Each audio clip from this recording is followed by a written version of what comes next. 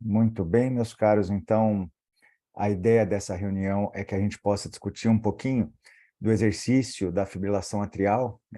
Eu tive no último final de semana aí em Salvador, no Congresso Internacional de Arritmia, Eletrofisiologia e Estimulação Cardíaca da ABEC e do DECA, e foi uma aula também bastante concorrida lá, então agradeço a todos pela presença e ter essa oportunidade de fazer essa apresentação para vocês sempre é muito especial aqui no Encore, que é minha casa. Vamos lá.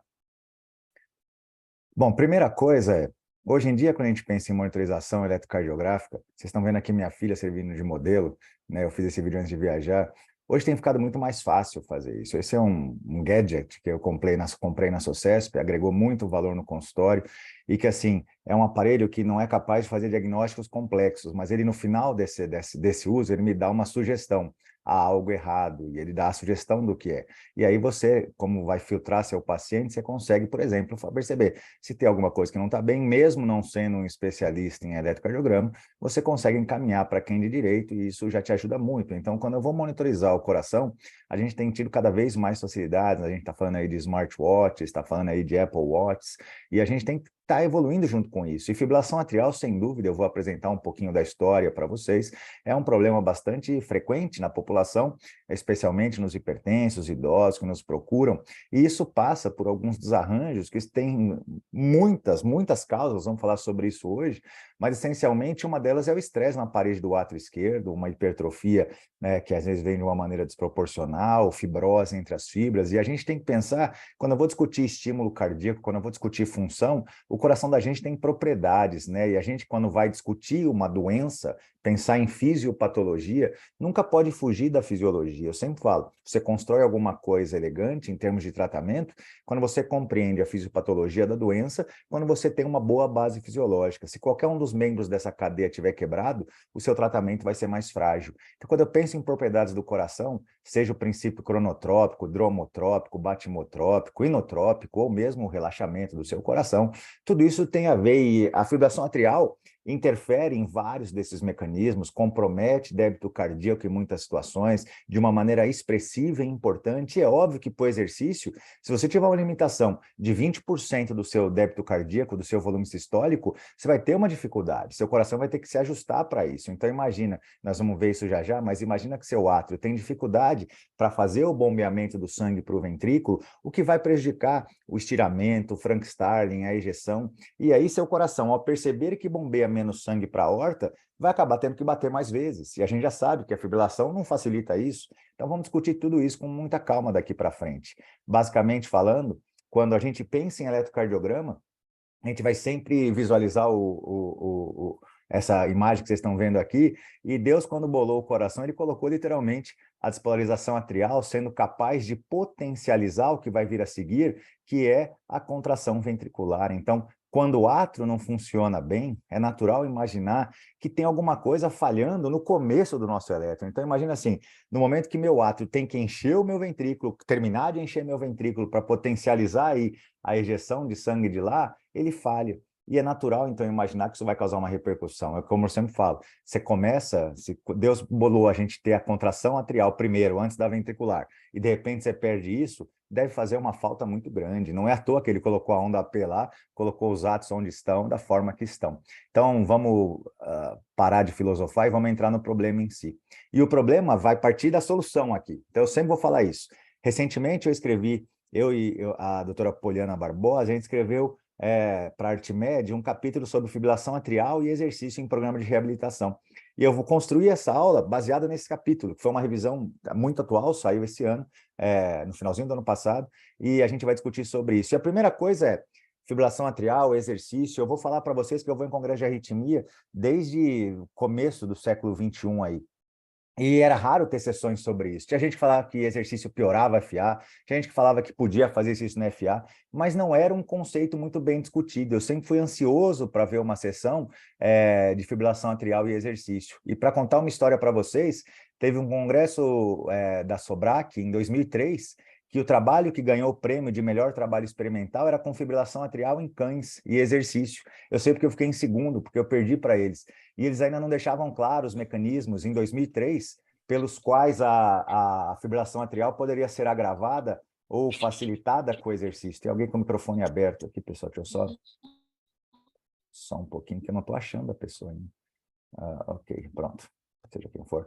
Vamos nessa. Então, o exercício hoje, vamos deixar claro uma coisa. Ele é bom para muita coisa, eu sempre falo isso, né? O exercício é bom para muita coisa, mas ele tem ação fibrinolítica, ele tem ação anti-isquêmica, ele tem ação psicologicamente muito interessante, ele tem ação anti-aterosclerótica, isso a gente não vai discutir hoje, mas o exercício tem uma ação que é muito legal. Se a gente for pensar que algumas arritmias são induzidas pela isquemia, ok, então aqui já tem muita coisa boa. Mas do ponto de vista antiarrítmico, que é o que está aqui, ó, por essa modulação autonômica que ele causa principalmente, por essa maior variabilidade da frequência cardíaca, o exercício é um baita de um adjuvante na fibrilação atrial. Então, assim, quando eu penso no mecanismo que dispara FA, né, se a gente pensar uma hiperatuação vagal tem ação com isso, a presença da hiperativação simpática tem a ver com isso. Então, com o exercício bem prescrito, eu consigo modular muito bem tudo isso aqui. E nessa discussão, o que a gente vai fazer é focar na FA, nos seus mecanismos, e depois como o exercício atua sobre esses mecanismos. Mas o resumo da obra está aqui.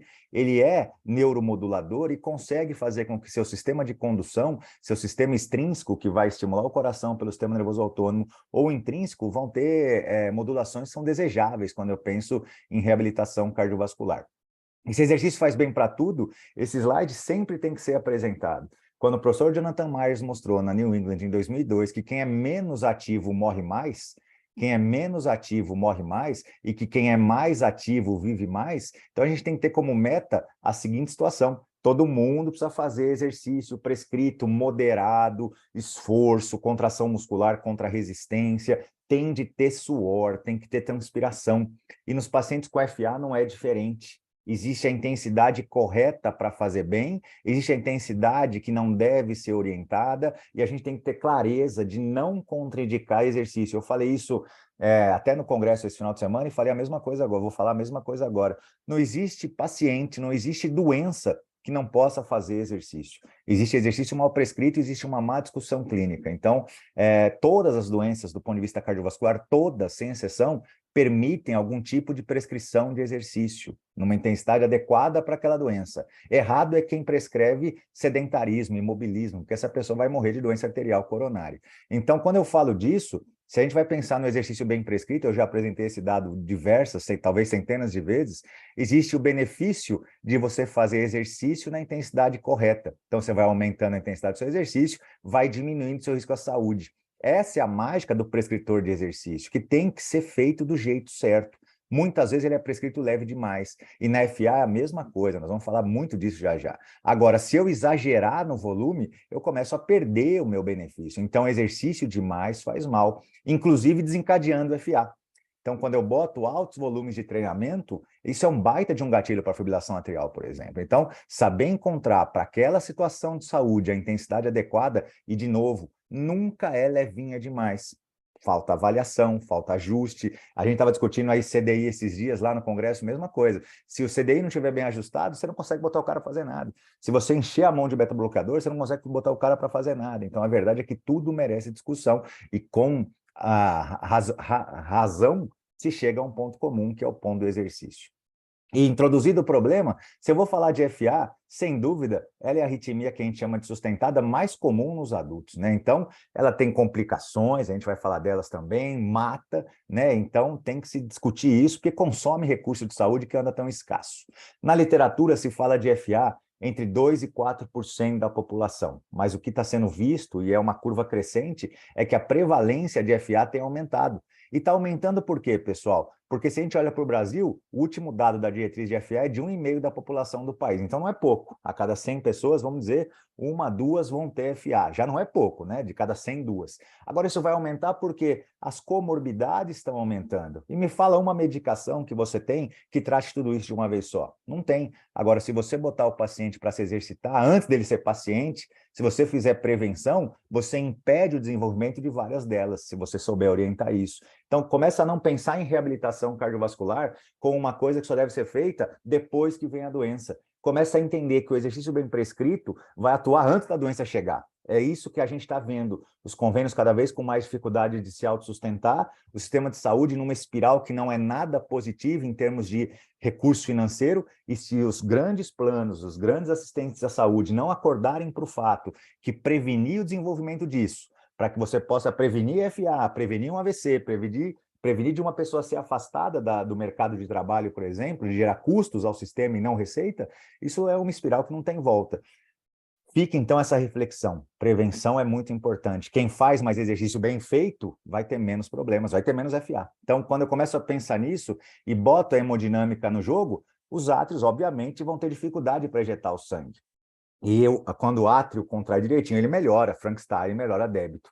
Então, a FA compromete débito entre 20% e 30%. Informação importante. Segunda informação importante, quando você tem um comprometimento do enchimento ventricular, o que vai acontecer para compensar isso é que a frequência ventricular acaba ficando irregular, puxando para mais. E a partir dali, isso está ligado à hiperativação simpática, isso está ligado ao remodelamento do coração, está ligado a risco arrítmico aumentado, inclusive ventricular, que vem depois. Isso agrava, isso piora a insuficiência cardíaca. Então, nós temos um quadro aqui que não é nada desejável. E quando eu penso na apresentação disso, é natural, do ponto de vista simplório, pensar numa oscilação da frequência ventricular. A gente olha para cá e percebe o intervalo RE irregular, a onda P de difícil identificação. Então, esse é o padrão de FA convencional, claro que numa plateia seleta como a nossa, eu não vou me alongar na característica eletrocardiográfica da FA, mas não é difícil de ver. Mas o que é legal? Quando eu vou monitorizar esses pacientes no exercício, vocês vão perceber muitas vezes que na FA, os frequencímetros convencionais, seja o melhor smartwatch do mundo, ele pode até diagnosticar FA, mas para você acompanhar a prescrição pelo frequencímetro é muito ruim, né? Pelo oxímetro de dedo, pelo frequencímetro. Então, a gente vai discutir alternativas quando eu for prescrever isso para essa população. Um ponto de vista importante que todo vídeo mostra, aí você vê bem, o átrio aqui fibrilando, o sangue tendo a lentificação do seu fluxo ali, é natural imaginar que o meu enchimento ventricular vai ser comprometido, e uma das coisas que mais tem que ter claro para quem trabalha com reabilitação é o risco aumentado de evento embólico, evento trombótico. Então, vocês estão vendo aí literalmente um trombo se formando ali, um coágulo se formando, descendo para o ventrículo, e a gente sabe que as complicações disso, quando entra na aorta e vai para a periferia, podem ser catastróficas. Então, por que eu estou apresentando isso para vocês agora? Porque lá na frente a gente vai pensar em anticoagulação. Esse paciente vai estar sendo recebido para reabilitação, e aí você vai ter que tomar todo um cuidado para não cair uma anilha no pé dele, para não ter um sangramento inadvertido, alguma coisa do gênero. Então, a gente tem que pensar na prevenção. Será que o paciente está tomando as medicações corretamente? Vocês vão ver na aula o tanto que isso é importante. Bom, se eu quero pensar em tipos de FA, são vários. É lógico, o fórum não é agora para apresentar tudo isso, mas eu quero chamar a atenção para isso. Secundária doença cardíaca estrutural. Quando eu penso nisso, o paciente com insuficiência cardíaca, disfunção sistólica, diastólica, né, ou qualquer outra cardiopatia, é lógico que a só disfunção já é muito ruim, mas se tiver a FA junto, é pior. E nessas condições, pessoal, em que vai acontecer a elevação da pressão do átrio esquerdo, vai acontecer esse remodelamento, essa fibrose, essa hiperativação simpática, alteração do sistema renina-angiotensina, isso é tudo que a gente precisa para piorar a insuficiência cardíaca. Então já vai uma mensagem. O paciente com FA que tem doença estrutural sempre é mais, digamos, complexo e mais grave do que o paciente com FA que não tem a doença estrutural. Para a prescrição do exercício, as repercussões no VO2, na tolerância, sempre são piores. Então, não é só o evento FA, é a FA associada à cardiopatia estrutural, que é mais difícil para a gente reabilitar, embora seja totalmente factível. Então, você tem FA focal, você tem FA pós-operatória. Ontem saiu um artigo do nosso grupo sobre isso, né? Após uma cirurgia cardíaca, isso pode acontecer. Em atleta, FA paroxística, em quem treina com altos volumes de treinamento. A FA poligênica, a FA monogênica. Então, fica aquela dica. Olha, FA é um assunto complexo, tem muita coisa para ser discutida, e é claro que não é em 50 minutos que a gente vai passar por tudo isso. Esse é o estudo que saiu ontem, né? Uma aluna de iniciação científica que procurou a gente e ela descreveu, na nossa casuística de cirurgia de revascularização do miocárdio, qual é a incidência de FA. Só para que vocês tenham uma ideia, quando eu olho para essa população, nós tivemos no pós-operatório 25% dos pacientes com FA. Poxa, Juliana, mas isso é um problema quando esse paciente vai de alta? E na nossa casuística, não. todos os pacientes foram revertidos antes da alta, o que é muito legal. Então, a SFA no pós-operatório, ela, na nossa casuística aqui, ela é altamente transitória e chama atenção a reversão com amiodarona, eventualmente uma cardioversão elétrica em um dos pacientes, mas a realidade é que ela pode acontecer. E nem sempre se associa isso com uma coisa terrível. Mas a pergunta é, se ele teve já num pós-operatório, será que isso não aumenta a chance de ele ter de novo lá para frente? Será que ele já não tem um átrio mais machucado? Será que ele já não tem alguma alteração estrutural que favorece isso? Então, reabilitação para ele, para que a gente possa evitar que uma recorrência aconteça. E olha a frase que eu usei, reabilitação bem feita pode evitar que isso aconteça se você prescrever exercício na intensidade correta. Então, chega a ser até superlativa essa afirmação, mas eu acho que ela tem um quê de verdade. Bom, se eu vou classificar a fibrilação atrial pela duração, ela pode ser uma única vez, teve no pós-operatório, ok. Pode ser paroxística, ela começa, termina nessa janela de 7 dias, pode permanecer por mais 7 dias, pode ter passado aí por uma cardioversão na causa persistente, tem a de longa duração, que fica por mais de um ano, e tem aquela que a gente vai chamar de permanente, aquela que não responde à cardioversão. Por que isso está sendo apresentado? Porque nós temos uma plateia multidisciplinar e é importante deixar claro que os termos vão chegar para vocês. E quanto mais você dominar esses conceitos, maior sua capacidade de sustentar a sua argumentação com quem te encaminhou o paciente, com aquela pessoa que tem potencial de te encaminhar o paciente. Então, nunca se furtem a entender mecanismo, fisiopatologia, classificação, porque te ajuda na sua momento de argumentação, justificativa da sua intensidade de exercício e coisas do gênero. Bom, quem tem arritmia, quem tem FA, pessoal, tem alguns probleminhas importantes, então morre mais risco de morte súbita, então é legal evitar FA, tratar FA, cresce o risco de insuficiência cardíaca, muito importante esse item, tem associação com demência, tem o AVE, que é a coisa que mais nos assusta, 5 vezes maior, o AVC isquêmico, com evento grave, catastrófico, sequelante, né? E ainda tem muita fadiga e intolerância ao exercício, que vai limitar as AVDs, as atividades profissionais. Então, a FA está associada à limitação à tolerância aos esforços, então isso merece atenção. E quando eu penso em AVC, que é um tema que sempre é muito simbólico pela limitação funcional, você vê, no AVC isquêmico, a estatística de 20 a 30% tem FA. E a disfunção do ventrículo esquerdo, como eu falei para vocês, a insuficiência cardíaca tem uma associação muito grande com a FA, e chega a 56% na FA, na FA permanente. Então, começa a racionalizar nisso. Olha, doença grave, insuficiência cardíaca, aumenta a mortalidade, AVC terrível, então vamos tratar essa FA. E quando eu vejo nas causas, nos fatores de risco, desfecho, manejo da FA, é legal partir daqui, ó. Se eu modificar o estilo de vida, controlar fator de risco, tratar a doença de base, eu consigo intervir em muitas dessas coisas aqui que impediriam a progressão da FA, o remodelamento do átrio esquerdo. Então, numa terapêutica, quando eu falo em melhor terapia médica possível, nos papers é muito isso, best medical therapy available, aquela coisa, fez-se tudo do melhor. Eu questiono o quanto isso inclui reabilitação, exercício, porque muitas vezes não. E, de novo, se eu pego esse monte de fator de risco modificável e coloco exercício, olha, eu consigo controlar muitos deles. A gente viu no congresso agora que a apneia do sono melhora pra caramba com quem treina. Então, é o tipo de coisa que pode e deve ser feita, porque você consegue intervir nisso aqui, né, impedir progressão disso aqui e mudar desfecho. Então, tem que se atentar para cima disso. E quando eu olho para esse dado que surgiu aqui, ó, controlar a pressão arterial, tratar a insuficiência cardíaca previne o remodelamento atrial. A partir dali, você tem um balanço redox positivo, você evita radical livre, você consegue controlar a hiperativação simpática com o treinamento, e isso diminui o risco de desenvolver FA. Então, quando eu penso na doença estrutural, que é a pior de todas, é natural pensar, então, na intervenção que possa fazer bem. Sintomas de FA. Normalmente, pelo comprometimento de débito, vem fadiga, vem dispneia, a sensação de palpitação é muito frequente. Quando vem a síncope, é um baita limitante, vem tontura, e quando eu coloco esses pacientes para tratar, olha, isso deve melhorar. Os sintomas, a carga da FA melhora. Então, quando a gente vai classificar sintoma, também existe uma classificação oficial. Vai desde 1, o paciente tem FA e não sente nada, até a graduação 4, em que ele tem as AVDs interrompidas. Normalmente, a graduação K4, dito de novo, está associada com disfunção ventricular, está associada com a insuficiência cardíaca. Mas nessa realidade, então, saber classificar os sintomas, tudo isso está bem descrito, né? Beleza.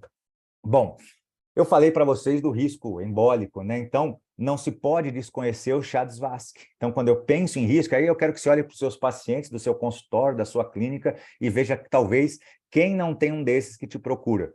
Então, você vê, vai levar 1 ponto, 2 pontos, é natural. Quanto mais pontos, maior é o seu problema. Só para você entender como é que funciona o Chades-Vasque, olha, o zero, quando não tem nada disso aqui, o baixo de evento não vai tomar nada antitrombótico. Se o cara faz uma pontuação 1, você vai ter que pesar muito bem essa questão e, normalmente, ele já tem um risco moderado, ele pode ser anticoagulado, antiagregado.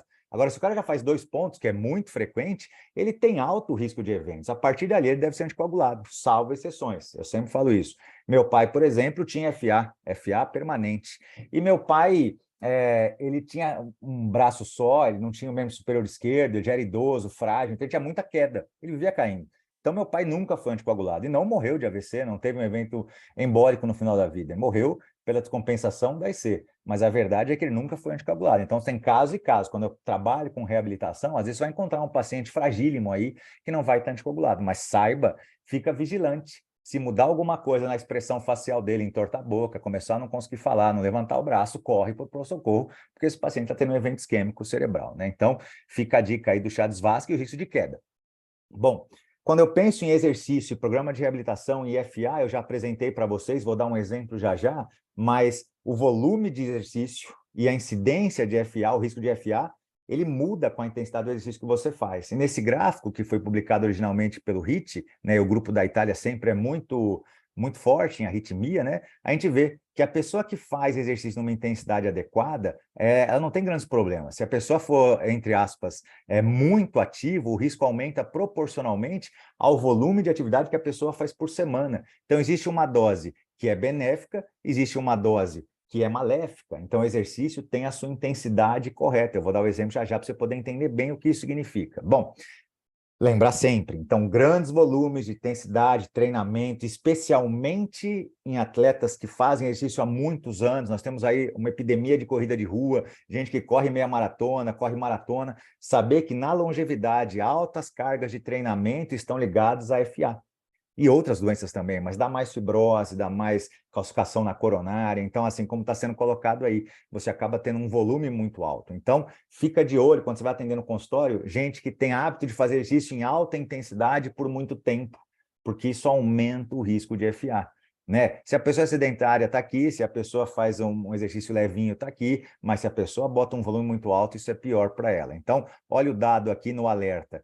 Quem faz exercício de resistência em caráter intenso, ciclista, corredor, a chance pula de 2 a 10 vezes maior para desenvolver FA. Isso os papers são muito clássicos. Então, assim, longa distância, muita intensidade, muita duração, muito volume, que é o que se falou esses dias lá também. Olha, não basta a pessoa correr uma maratona que já levou fio deep, diz antes da hora, a pessoa vai correr a maratona no Saara, na Antártida. Então, o pessoal está caprichando também no desafio. Não é só fazer a maratona que já, como eu disse, levou fio deep e desembora lá na cidade de Maratona. É também a pessoa que quer fazer isso numa situação de baixa umidade, gelo, frio, exercício extremo, ultramaratona, Ironman, e aí você está se colocando num baita de um problema. Bom, alta intensidade, nós estamos falando disso aqui, ó, mais de 2.000 horas de treinamento ou 20 anos, fortemente associado a risco aumentado de FA. Agora, olha o azulzinho, a moderada intensidade reduz esse risco. Então, opa, exercício moderado, como tudo na vida, com moderação se vai bem. Quando você exagera, não dá certo. E não fazer não é opção, né? No mundo que a gente vive, século XXI, 2023, agosto, não fazer exercício não é opção. Se você ainda não faz, shame on you, deveria estar fazendo. Bom, se eu pego o paper do Barry Franklin, que já foi apresentado na nossa reunião, até num momento histórico aqui de retomada, depois das férias, quando eu fui buscar esse paper do Franklin, eu achei esse comentário que vai aparecer para vocês aqui, ó. Olha que coisa histórica. A primeira reunião científica do nosso grupo remota, eu tive a honra de apresentar também em maio de 20, foi quando a gente estava no meio da pandemia, suspendemos as atividades e voltamos remota. Coube a mim aquele desafio de apresentar a primeira aula, então é um momento de retomada aqui para a gente, ainda bem que a sala está bem cheia, então tudo tem uma história, e às vezes a gente esquece dela, né? Eu coloquei aqui na época da aula, primeira reunião científica remota, para a gente era tudo muito novo, e olha como deu certo essa forma, né? Estamos aqui com 69 pessoas do mundo todo participando. Bom, coração de atleta sofre? Será que exercício extremo pode machucar o coração do atleta? A verdade é que aumenta as câmaras cardíacas, ele tem uma questão de melhorar a função cardíaca, melhorar a sua complacência, mas ele tem um remodelamento elétrico. pode vir com bradicardia sinusal, arritmia sinusal, bloqueio atrioventricular de primeiro grau, mas quando eu começo a ter essas adaptações, normalmente elas são benignas, sem grandes problemas. Agora, tem cada vez mais surgido evidência, isso foi de 20 do Franklin Circulation, olha, alto volume, alta intensidade, faz essa adaptação passado o ponto e aumenta o risco de FA, calcificação coronariana e fibrose. E fibrose e FA estão meio que juntas. Então, sempre cabe a reflexão. Quando se exagera o exercício, há problemas. Então, você veja, baixos níveis de atividade física estão associados com risco maior de FA, quando se faz muito menor de 6 metros. Quando eu faço altos níveis de exercício, condicionamento físico, eu acabo diminuindo o risco de FA. Quando eu tenho um bom condicionamento físico, eu diminuo o risco de FA. Mas quando eu coloco esses pacientes com a fibrilação atrial condicionados, eles diminuem a sua recorrência de FA no seu segmento. Então, pensa, o paciente tem FA, tem a carga de FA, tem recorrência de FA, e ele começa a treinar. O que está sendo afirmado nesse paper da Circulation? Veja, quando você condiciona essa pessoa, ela melhora o seu VO2, você diminui a recorrência, a sintomatologia e a qualidade de vida da pessoa melhora. Ao contrário do outro paciente igualzinho ele que não treinou. Uma coisa que é importante é o fardo da FA, a carga da FA, como eu já disse, diminui no passar do tempo com o incremento do VO2. Eu vou mostrar o dado para vocês já já. E quem não responde ao treinamento, mantém a carga de FA alta. Só para a gente poder enxergar isso, pessoal, se eu boto uma pessoa para fazer um exercício assim, andar rápido, não é correr, andar rápido, ainda com a fala confortável, 1 hora por dia, 5 dias da semana. Só para você enxergar isso aqui nessa escala de metros por hora por semana, essa pessoa fazendo isso aqui, ó, uma caminhada de 1 hora, 5 vezes por semana, ela vai fazer mais ou menos 25 metros hora por semana. Ela cai aqui, ó. Então, do ponto de vista de FA, está super tranquilo. Agora, se a pessoa for aquela pessoa corredora mesmo, ela faz 10 metros, sobe na esteira e bota lá 10, 11 por hora. Meia hora, 6 dias por semana. Ela corre lá 200 minutos por semana. Essa pessoa vai fazer 30 metros por semana. Então, vai ficar claro que o risco aumentado de FA com o treinamento significa um treinamento extenuante mesmo, por muito tempo. Então, chama-se atenção.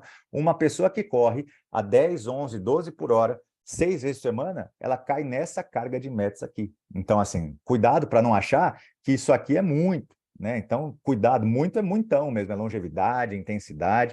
A gente está falando de prova de fundo, né? Isso, a gente poderia extrapolar isso para o me perguntaram isso no congresso. Professor, eu tenho um paciente jovem que está fazendo reposição hormonal, está treinando fisiculturismo. Aí eu falei, primeiro que reposição hormonal em jovem não é reposição hormonal, né? É doping, é anabolizante. E isso já é pró-arrítmico. Segundo, que a sobrecarga que ele bota de peso sobre ele vai repercutir no ventrículo e no átrio, sim. E o risco de desenvolvimento de FA em fisiculturismo também é aumentado, especialmente em uso de esteroide anabolizante. Eu achei curioso, porque num congresso de cardiologia a pessoa chamou de reposição hormonal um jovem que estava treinando musculação. Isso não é reposição hormonal, é só bomba mesmo, né? Então, tomar cuidado com esse paper da New England que saiu defendendo testosterona. Avaliem as populações, a gente vai achar que pode para todo mundo. E eu pego no Instagram a gente fazendo anúncio patrocinado que testosterona tem sido seguro para qualquer população. Cuidado com isso. Fibrilação atrial. Bom, vamos lá, ainda pegar o paper da Circulation, que é uma baita de uma bíblia para isso. Olha o exercício vigoroso, vamos ver o que ele faz. Primeiro, ele desencadeia inflamação, fibrose. Ele aumenta o tônus vagal de uma maneira muito importante, que pode ser gatilho. Ele consegue alterar a sua atividade simpática durante o exercício. Ela fica mais alta o tempo todo quando está correndo. E essa hiperativação simpática crônica nos treinamentos de longa intensidade podem desencadear FA. Ele causa dilatação atrial e ventricular, essa dilatação vem com hipertrofia, e as forças desses alinhamentos sobre as paredes são muito grandes. Bom, o que isso aqui causa? Isso aqui vai fazer com que o seu período vagal seja encurtado, você vai ter essa diminuição do seu período vagal refratário no átrio, você vai ter um estiramento do átrio, vai ter uma inflamação atrial, pode levar à cicatrização dessa parede, e tudo isso, sem dúvida, está ligado a maior FA. Então, cuidado, quando você tem um incremento vagal muito grande, eu já peguei maratonista no INCOR, pessoal, com uma frequência de 19 batimentos, né? Um maratonista de alto nível da seleção brasileira, chegou lá com 19 batimentos conversando normal. É até perigoso, né? Esse aumento, essa vagotonia aí, também está ligada a eventos de FA. Então, fica chamada essa reflexão aí para vocês. E quando a gente olha para fibrose miocárdica, tem um dado e tem associação com fibrilação atrial isso, tem alguns trabalhos que não mostram aumento quando você bota um atleta com uma cor de controle, comparando uma coisa com outra para ver fibrose. mas tem um monte de outros trabalhos que mostram sim. E quando eu olho para cá, pessoal, eu tenho um resumo da obra que fala 12% de fibrose miocárdica em quem treinou pesado, atleta, contra 1,5% na população controle. Então, nós estamos falando aqui de 11 vezes mais na sua prevalência, né? Então, chama-se atenção. Quando se faz a revisão sistemática, quando se busca isso, associação com fibrose, que é gatilho para FA. Bom, apresentado o problema de maneira superficial e remota, já se foi a primeira meia hora da nossa aula, a segunda meia hora é para falar de como lidar com isso na reabilitação, né? E depois abrir as perguntas. Então, a intensidade em negrito é moderada, me parece que isso está muito claro a essa altura do campeonato, né? E quando se vai fazer a prescrição, existe uma dose, uma semana ruim deve ser composta por 90 minutos de treinamento aeróbico, e no máximo tem 50 minutos de atividade por semana. Dá conta. Você pode dividir isso entre 3 e 5 sessões por semana e deve-se caber 3 a 5 sessões por semana. Por mais que a gente tenha papers que fale que exercício de final de semana é melhor do que não fazer, fazer regularmente é melhor do que fazer de final de semana. Fica a dica aí para quem de direito. Bom, avaliações periódicas da capacidade funcional é fundamental, tem que reajustar. O que acontece muito é, você orienta o seu paciente aí para academia e larga a mão. Não pode, tem que ser reavaliado, tem que reforçar o retorno, tem que ver, mudou uma dose do beta-bloqueador, tem que reavaliar, o paciente responde, você mudou algum inotrópico, mudou o beta-bloqueador, ajustou qualquer medicação, mesmo que seja um diurético, pessoal, tem que passar por ajuste, muda a fisiologia, e a partir dali a gente tem que ajustar. Então, avaliação periódica. Na nossa prática, não se passa mais de 3 meses em nenhuma realidade com o mesmo volume de treino.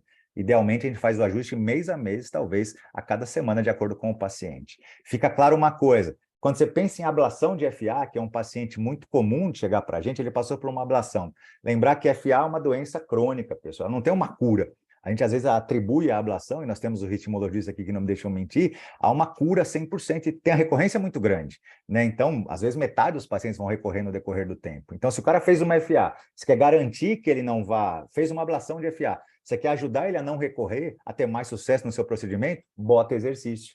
Porque a literatura é clara, exercício diminui a recorrência de FA em quem já fez a ablação. E depois da ablação, quem lida com isso sabe, o paciente fica sintomático, às vezes sente o coração acelerado, tem uma sensação de que existe coração, mas a segurança, conversando com os especialistas, ficou claro para mim que 30 dias depois de uma FA, o paciente pode, de uma ablação de FA, o paciente pode retomar o exercício sem nenhum problema, ele vai conseguir fazer isso muito bem. Normalmente, imediatamente após a FA, ele tem esse incômodo, mas rapidinho isso passa, isso nem é consenso, é opinião do especialista, mas até numa sessão da SBC eu fiz a pergunta em público, cada um deles tinha uma opinião, e os 30 dias valeram muito bem depois de uma ablação como opção terapêutica adequada. Não quer dizer que ele vai ficar deitado na cama os 30 dias, mas vai fazer exercício só as AVDs, depois você bota volume de novo. Bom, quando eu vou prescrever exercício, tem as respostas hemodinâmicas que são diferentes. Então, primeiro, o ritmo é irregular, então você tem uma resposta mais rápida do ventrículo ao esforço, acaba que esse paciente vai ter uma frequência um pouquinho diferente, ela aumenta um pouco mais no começo do exercício, quem está lidando com isso tem que observar, ele vai ficando um pouquinho mais taquicárdico, isso pode limitar o rendimento do coração,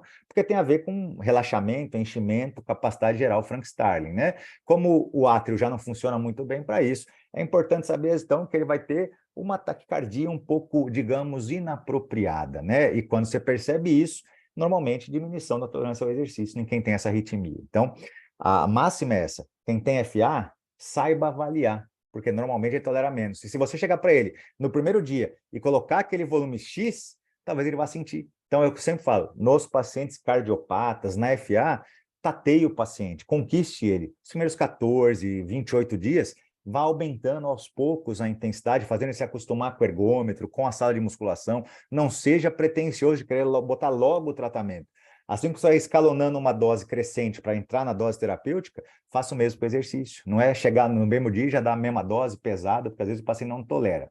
Ainda nessa hemodinâmica, espera-se encontrar uma frequência submáxima cerca de 25% de batimentos a mais, 25 batimentos a mais, quando comparado a um indivíduo saudável. Então, como eu disse, espera-se uma frequência submáxima um pouquinho maior, não é só no começo do exercício, né? Não é só no começo do exercício. Outra coisa importante, a gente sabe que a carga anaeróbia acaba sendo mais precoce. Ele começa a ficar taquipneico mais cedo, usa o tampão químico, o tampão ventilatório, tem uma maior presença de hidrogênio no seu sangue, uma maior acidez, o lactato sanguíneo sobe, então acaba que você vê uma taquipneia precoce, daí a intolerância.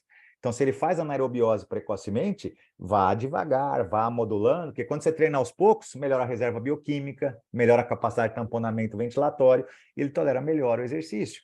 Como eu disse, anaerobiose precoce, você tem que pensar em ajuste, e esse ajuste é adquirido no tempo. O que cansava ele subir 2 lances de escada, agora não cansa mais, porque você foi adaptando a sua resposta metabólico-ventilatória. Se você pensar que o paciente com FA eventualmente vai ter uma menor oferta de oxigênio para os tecidos, vai ter uma maior capacidade de ofertar oxigênio, remover o metabólico do tecido, é natural imaginar que o coração vai ter que acelerar mais para compensar isso, e o coração dele já não é tão rápido, já não é tão bom para bombear, ele acaba batendo mais rápido proporcionalmente, o que traz taquipneia precoce. Então, uma coisa puxa a outra.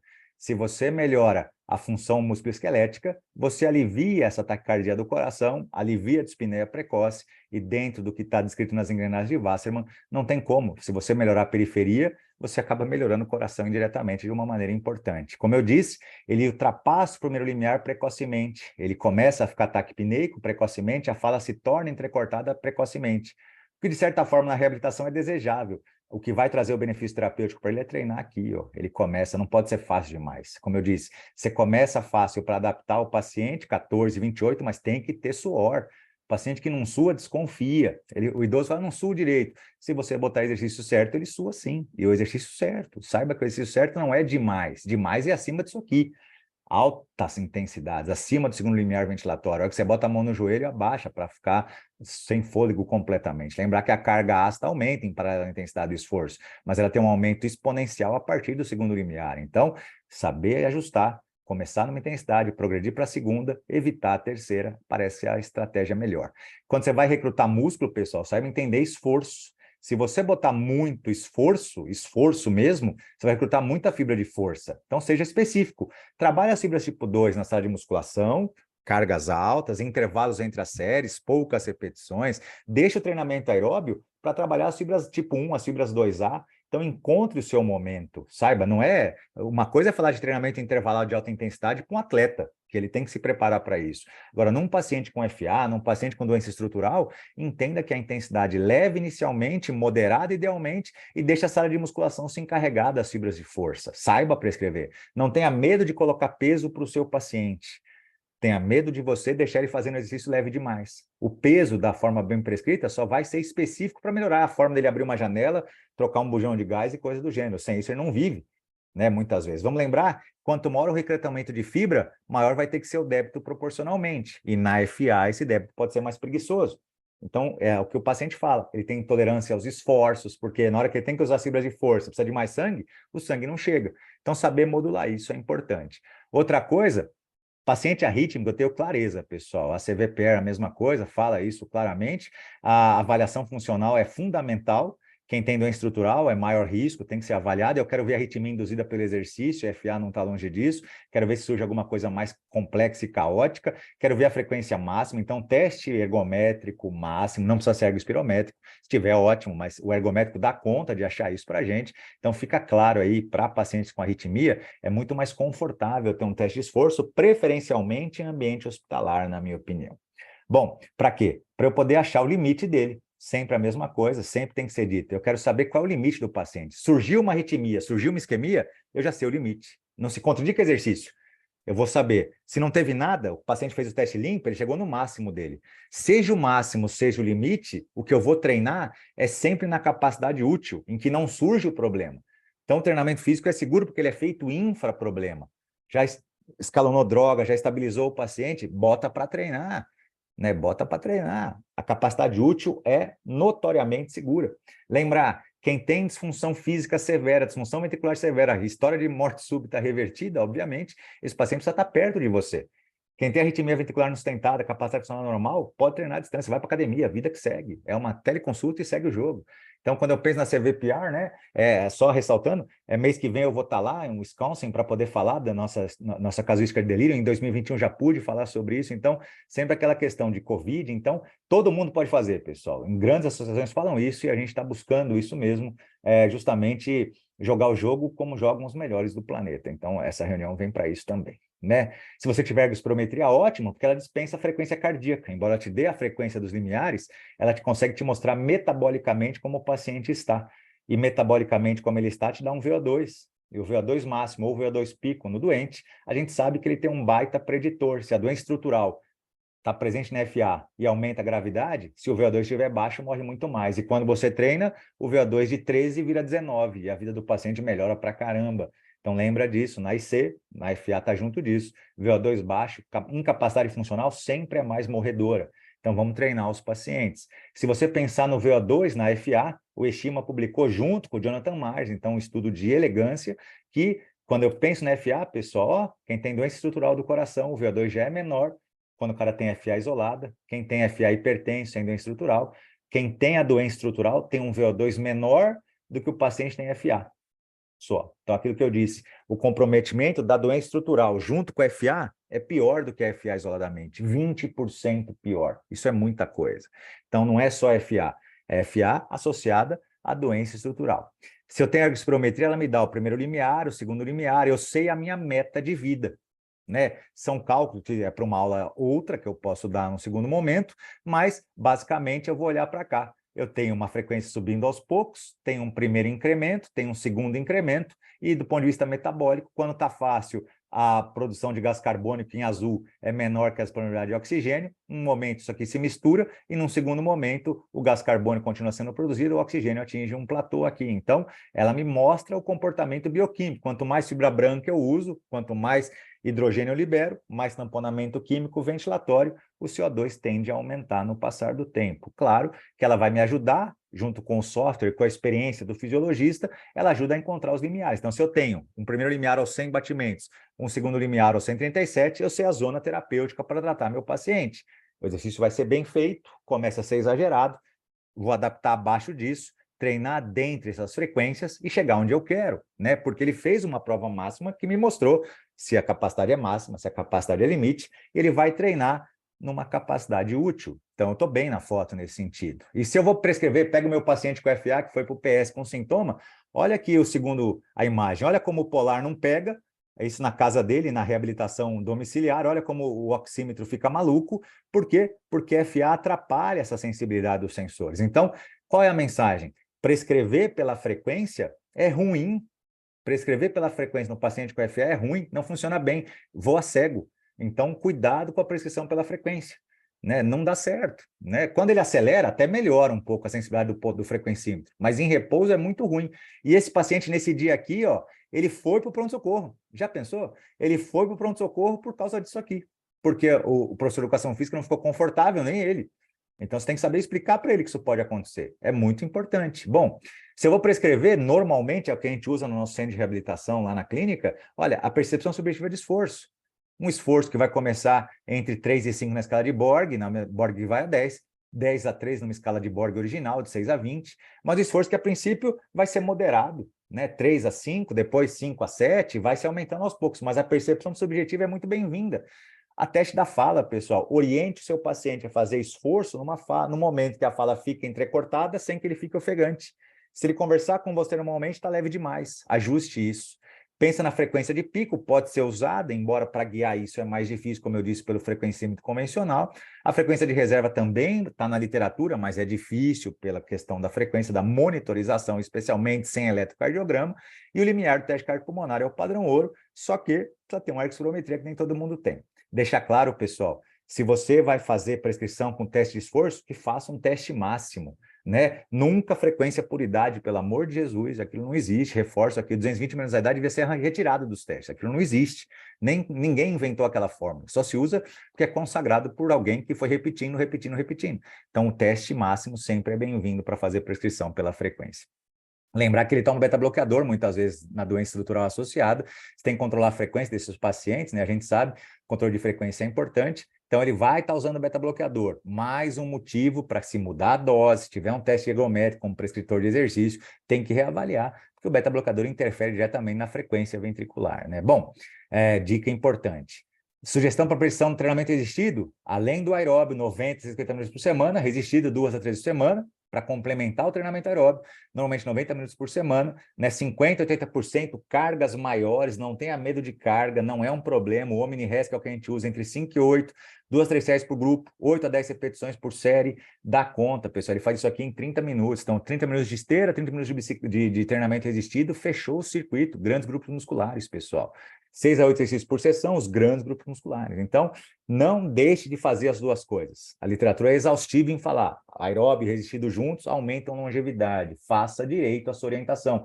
Não é só para caminhar em volta do parque, tá? Não é só para caminhar em volta do parque. Então, pensa nisso. Toda a literatura é clara. Quando eu penso em FA, controlar a frequência, em quem tem C, por exemplo, reduz sintoma, melhora a qualidade de vida, menor evento adverso, especialmente nos idosos. Para controlar a frequência, treinamento físico é maravilhoso, porque a gente está pensando em balanço autonômico. Quando eu treino direitinho, eu diminuo o simpático, que é deflagrador de FA, eu modulo o tônus vagal, né? Eu consigo, na FA, por exemplo, um controle de frequência bem adequado. Pensa, se recomenda um controle da frequência com frequência basal menor de 80, na FA, para evitar disfunção no ventrículo esquerdo na IC, o treinamento vai ser um baita adjuvante para isso. Não, quando eu treino direitinho, eu ajudo a ação do beta-bloqueador, eu ajudo a controlar a frequência melhor.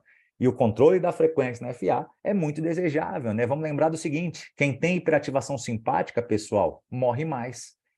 Quem tem hiperativação simpática morre mais. Eu acabei de falar para vocês que o treinamento diminui a ativação simpática. A hiperativação simpática está ligada à mortalidade. Veja o carvedilol aqui. Quando você dá um beta-bloqueador, você diminui a ativação simpática. Muito legal. Então, o trabalho da gente mostrando aí, ó, quem é placebo, hiperativação simpática. Quem tomou carvedilol, numa época que não se era ainda padrão ouro da carvedilol na IC, você tem uma diminuição da ativação simpática. Isso mata. Mas isso é o efeito do beta-bloqueador. Olha esse gráfico modulado aí. Agora, veja o exercício. Treinamento. Olha que legal, outro estudo do grupo.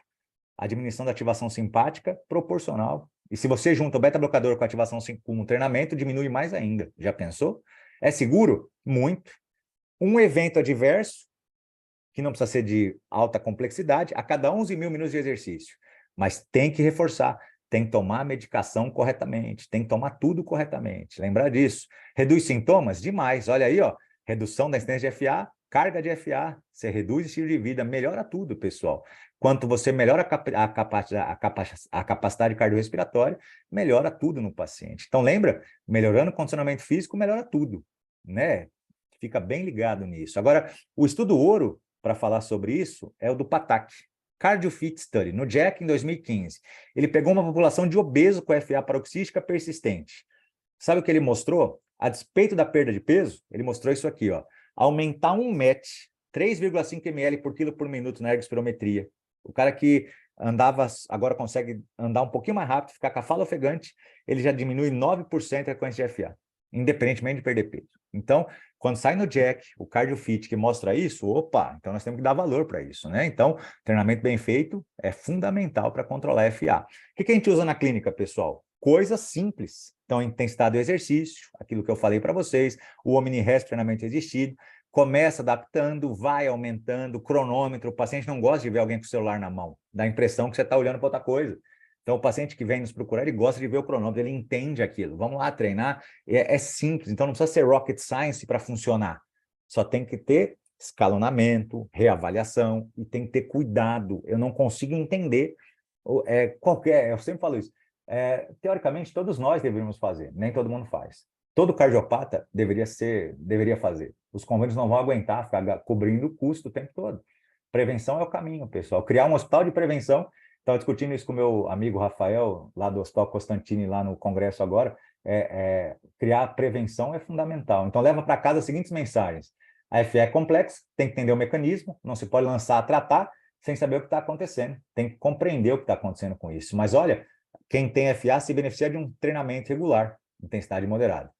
Tem que ter treinamento aeróbio associado ao resistido, grandes volumes devem ser proscritos, tomar cuidado, tem que tomar cuidado da pressão individualizada, controlar fator de risco, como todos eles, melhora a FA. Me fala alguma coisa que você tenha uma multipílula que faça tudo isso. Basicamente é isso, pessoal. Então, esta era a discussão que eu queria fazer com vocês, e agora abrir para as colocações, para as observações. Nós temos ainda 8 minutos para fazer. Parabéns, Juliano. Justifica, né, essa audiência maravilhosa hoje. Juliano, eu sempre me às vezes me incomoda, né, na hora que eu vou pensar no paciente com FA, fazendo exercício, e o quanto isso realmente precisa ser orientado, precisa ser escalonado, principalmente quando esse paciente toma muita medicação, né? Não é raro esse paciente tomar 3 medicações cronotrópicas negativas, porque ele chega para a gente muitas vezes taquicárdico, e a nossa primeira atitude é controlar essa frequência, né? Ali no repouso, a frequência que eu estou vendo no repouso. Mas essas medicações às vezes vão dificultar o paciente a começar uma atividade física, partindo do sedentário, né? Do paciente que tem FA, que é sedentário. Então, assim, como é importante essa conscientização, né? De que ele pode ter mais dificuldade ainda se ele resolver colocar um incremento muito rápido, se ele resolver fazer uma atividade mais intensa, sem orientação, eu penso que a tendência dele desistir é ainda maior, né? Porque ele vai sentir mais dificuldade. E lembrar também que o beta, ele segura muito mais a frequência cardíaca no repouso do que no exercício, né, também. Então, às vezes a gente olha para o paciente, assim, que está com uma frequência controlada, com FA, medicado, com a frequência um pouco mais baixa, e tem medo desse paciente não aguentar o exercício, né? E aí isso não é real, né? Mas o paciente também vai sentir dificuldade quando for se esforçar. Então, eu queria ver o que você fala sobre isso, a sua experiência sobre esse paciente muito medicado, às vezes com Ancoron, às vezes com digoxina, com beta-bloqueador, iniciando o exercício. Eu acho que uma coisa, Débora, que é muito importante sua observação realmente, porque quando você faz essa prescrição, você tem a convicção que está fazendo melhor por ele. Realmente o controle de frequência é muito importante, especialmente no repouso, que é onde ele vai viver a maior parte do dia dele. Agora, a questão primária é entender claramente que o treinamento físico ele é neuromodulador, ele tem uma diminuição do simpático muito importante. Então, já aconteceu assim na minha vida, são 27 anos já na assistência aí, o que a gente vê muitas vezes é num heart team mesmo, é conversar com o cardiologista, falar, olha, esse paciente está tendo agora, eu percebo que a bradicardia está mais intensa, está se somando o beta-bloqueador, a digoxina, a amiodarona, com o treinamento. E aí, desescalonar um pouco a medicação e não o exercício. Então, se ele entrou nisso Sim. e você começou a perceber um padrão basal menor ainda, que vai acontecer, talvez seja hora de rever a medicação, o que é muito difícil, porque quando você faz aquela pessoa, mas se ele parar de treinar, eu falo, meu irmão, ele está treinando, já faz 2 anos que ele está vindo aqui, então agora entenda, talvez diminuir a dose do beta-bloqueador. Então é aquela questão de a gente ter discussão, mas aí entra um grande problema. Quando a gente vai fazer essa discussão, tem que ser alguém esclarecido como você. Se eu pegar alguém mais tacanho e falar assim, olha, talvez diminuir a droga, isso ofende a pessoa, mexe com o ego da pessoa. E isso é muito difícil. Então, quando a pessoa está aqui na reunião, estuda tudo mais, beleza. Mas quando a pessoa, assim, não, prescrevi, eu sou sumo sacerdote do conhecimento, eu não aceito esse tipo de discussão. E o treinamento físico indiscutivelmente modula. Então, às vezes, descalonar a droga. Nunca assumir que a alimentação e exercício é por causa da droga e a droga tem que permanecer da mesma forma. Isso tem que ser discutido. Mas para sustentar essa discussão, temos que ter 2 cérebros lúcidos fazendo essa discussão, né? Isso é importante. E é isso daí, né? A ideia é o que a gente mais gosta, pelo menos lá no nosso convívio no Encore, o que a gente mais gosta é de diminuir medicação, né? Eu acho que o exercício ele traz esse bônus, vamos falar assim, para o paciente. Sem dúvida. Esse bônus extra da gente conseguir diminuir remédio, né? E é o que o paciente gosta também, no fundo. Exato, por aí mesmo. Alguém, meus caros, teve alguma observação aqui no chat? Vamos ver. Opa, tem uma paciente asmática com frequência com FA, frequência basal entre 80 e 90, com 3 minutos de caminhada, frequência entre... Peraí, que subiu aqui, peraí. Eita, peraí. Tem uma paciente asmática com FA, frequência basal de 80 e 90. 3 minutos de caminhada, frequência 120, Borg 6. Precisa parar para descansar. Faz o Celozoc. Eu acho que você tem que pensar assim, Letícia. É muito assim, difícil dizer por aqui, mas se eu for pensar simples, se ela para para descansar precocemente na caminhada, talvez o componente neuromuscular dela esteja muito limitado. Então, o que eu mudaria é mudar um pouco essa abordagem, minha cara. Eu trabalharia um pouco a periferia dela, fortalecendo a musculatura periférica, que talvez ela vá tolerar melhor o exercício de caminhada. Então, às vezes a gente aposta na melhora da condição neuromuscular periférica para que ela possa desempenhar melhor e sobrecarregar menos a dispneia e o coração. Então, talvez ajustar seu treino, focar um pouco na periferia, no neuromuscular, como eu orientei aqui, você vai perceber que aos poucos a caminhada vai progredir. Se você tentar forçar na caminhada, às vezes você não consegue isso pela dispneia precoce dela. Então, sugiro melhorar a periferia, mas você pode me chamar depois no paralelo, Letícia, no Instagram, no WhatsApp, e a gente discute um pouquinho mais sobre isso, minha querida. Vamos ver aqui, obrigado pelos comentários. O Luciano está perguntando sobre a apneia do sono FA, o senhor citou, mas fiquei com dúvida, quem tem apneia do sono tem uma incidência maior de FA. porque quem tem a apneia do sono acaba tendo hiperativação simpática, dorme mal, né? A hipóxia, gatilho, né? O remodelamento, a hipertensão, a FA vem mais. Então, controlar a apneia é muito importante. Esses dias um paciente me procurou com insuficiência cardíaca, FA e apneia do sono. Ele me procurou para fazer exercício, só que ele não usava um CPAP no pós. Ele saiu do meu consultório sem o exercício para botar o CPAP. Eu falei, vai ser muito mais importante para você agora controlar a apneia, depois você volta aqui para começar a treinar você, porque ele estava muito limitado. Mas tem uma associação direta aí, tá, Luciano? Ah, muito bom, cara. Então, Juliano, tudo bom? opa, quem falou? Quem falou? Ô, Então, Luciano, Luciano, Luciano e aí? Galberto, tudo Ô, bem? Luciano, bom te ver aqui, cara. Tudo bom, querido? Não, você é sempre uma atração. Você sabe que eu sou Beleza, seu fã. tamo junto. Parabéns pela aula aí, sempre falando muito bem. Só é uma curiosidade, assim, que você falou bem do trabalho de fortalecimento muscular, sempre nos dá uma base boa para começar a reabilitação desses pacientes mais limitados, né, com dificuldade, para você introduzir o treino aeróbico. Então, a musculação sempre é uma ferramenta que nos ajuda muito no início dos trabalhos desses pacientes mais graves, né? Sem dúvida. E como você falou do exercício, esses estudos que saíram agora, mostrando aí os pacientes de endurance, que aumentaram a placa aterosclerótica e, às vezes, o próprio incidência de FA, mesmo nessas situações, esses estudos, a associação dessas placas com infarto e da FA com AVC é baixo, É praticamente menor. zero, né?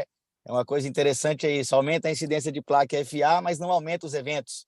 Então, você vê Perfeito. que o tanto que o exercício ele é importante e tem muita coisa para a gente aprender e estudar. E, Esse mais uma vez... Não, Ah, fala, esse mesmo paper que eu apresentei mostra isso. Embora, a despeito do atleta de resistência, longa duração, ter mais calcificação coronariana, isso não se associa a evento, ao contrário da placa convencional, né? Então você está perfeito aí, Luciano, é isso mesmo. não, e assim, então nada, a gente não pode arrumar desculpa nenhuma para não prescrever, igual você falou, o ruim é realmente o sedentarismo e a não prescrição. Perfeito. Viu, meu querido? Um abraço, eu sempre te prestigiando aqui. Abraço, Tamo querido. junto, meu amigo. A recíproca é verdadeira. A Vanessa perguntou aqui quais sintomas podemos devemos preocupar durante o treino. É muito mais o cansaço precoce. Vanessa, não valorize. A Vanessa é a profissional em que eu confio em São Paulo para acompanhar meus pacientes, deixando claro, uma personal de excelência lá em São Paulo. Então, assim, eu encaminho muitos pacientes para ela. E a ideia é o seguinte: ela vai na casa e trata super bem. Mas a realidade é, fica atento aos sintomas. Se ele perceber uma palpitação que ele não está acostumado, aí merece atenção. Mas não uma questão de oscilação do frequencímetro. O sintoma de fadiga desproporcional, você conhece aquele aluno, de repente ele está mais cansado, para aquela mesma carga de trabalho, uma sensação do coração existindo nele que ele não costuma ter, tem que chamar atenção. Então, valoriza isso, porque pode ser algum evento, uma progressão do problema, isso pode acontecer. Às vezes o fator de risco não está bem controlado, ele pode piorar. Então, vale a pena fazer uma avaliação. O que eu sempre falo é, perceber um cansaço desproporcional, Vanessa, naquela pessoa que você já conhece, perceber um sintoma que ele não tem, recomende que ele vá, porque se peca pelo excesso, e é super tranquilo quando o paciente tem o seu convênio. Beleza? Tem uma mão levantada, acho que quem é o usuário do Zoom levantou a mão. Ô, Daniel, bom, Opa, cara. sou eu, Daniel, professor. Não sei se Daniel lá do não sei se Instituto o do áudio está Coração, ruim. pelo visto, pelo fundo aí, tá no Encore agora, Daniel? Estou quase Conhece esse entrando fundo já. aí. Diga aí. Estava conversando com a Kelly ali na sala agora há pouco. Desculpa se o áudio estiver ruim, é por causa dos fones de ouvido. Aqui a gente tem o hábito na UTI, né, com os nossos pacientes em lista de transplante, de fracionar o resistido e o aeróbico. Então, ou fazer um de manhã e o outro à tarde, em média de 30 minutos, seguindo essa correlação da escala de esforço, tanto a Omni-Hess quanto a Borg. Você acha que a gente é cauteloso demais dentro desse quadro ou estamos no caminho? Não, acho que está no caminho, Daniel. Acho que você é um estudioso disso, acho que vocês sabem muito bem o que vocês estão fazendo. Acho que é por aí mesmo, cara. Não tem muito disso, muito que fugir disso, não. Tá no caminho certo, meu irmão. Obrigado pela É presença aí. complicado, né? Nosso paciente aqui normalmente está com uma dobuta que já tem um fator arritmogênico ali, né, associado, dependendo Sim. da dose. E muitas vezes a amiodarona, a lidocaína para segurar essa FA, então a gente preferiu ir bem cauteloso para não ter perigo, né? A gente Não, mas fica bem na manha com eles daqui. Mas acho que a mensagem é essa. Mesmo paciente com dobuta, droga para segurar o ritmo, mesmo assim tem que fazer exercício, né, Daniel? Na UTI, o Daniel cuida da UTI do transplante do INCOR, para vocês terem uma ideia, pessoal. Então, ele está na UTI pré-transplante. Então, mesmo eles fazem exercício, eu conheço bem o trabalho do Daniel, a gente esteve junto em São Paulo semana retrasada aí, diferenciado. Então, obrigado pela presença aí, Daniel. Obrigado. Obrigado, Tamo junto. professor. É isso aí. Muito bem, 8:01. É isso. Alguém mais, meus caros? Obrigado pela presença maciça. Eu fico muito satisfeito, muito feliz de vê-los aqui. É muito, muito bom poder começar minha terça-feira com esse monte de gente que eu gosto aqui. Obrigado, pessoal. Nós que agradecemos, Juliano. Muito obrigado pelo conteúdo, viu? Pela maneira que você nos trouxe. E até semana que vem para todos. Obrigado, gente. Bom dia para todo mundo. Tchau, tchau.